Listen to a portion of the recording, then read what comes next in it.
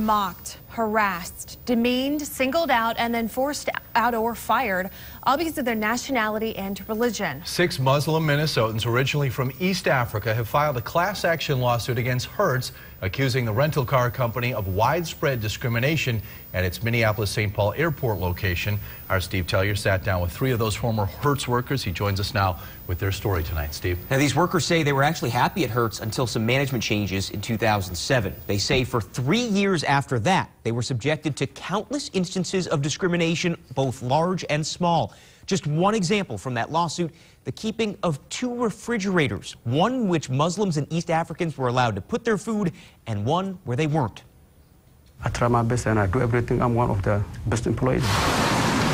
Nadif Khatib worked at Hertz for 6 years. But I know I've been disrespected and I've been abused. But he says he didn't speak up because he feared losing his job. Khatib is one of 6 former employees suing Hertz over their treatment at the airport location. The lawsuit states East African Muslims, quote, were regularly harassed for praying, treated disrespectfully, subjected to discriminatory and demeaning statements, mocked and disciplined more severely. And insulting our religion, our books, our races, and everything. It also quotes various Hertz employees as saying, quote, if you pray continuously, you will make us lose money and no Muslims will be hired. Find people who are not Muslim so we can hire them.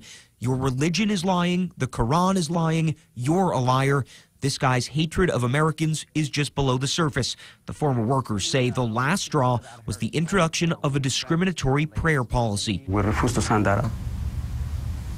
And after that, we got fired. Their attorney says several Muslim workers were forced out or fired between 2007 and 2010. The way I lost the job, it was unfair. It was discrimination. For Abdi Rashid Muhammad, the loss of a job also meant the loss of health insurance for his 3 children. But then later on, you know, I lost all of them.